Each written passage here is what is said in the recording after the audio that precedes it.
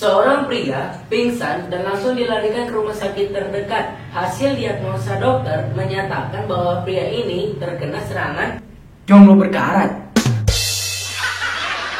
Berita viral, nenek-nenek ditemukan dengan keadaan sudah tua.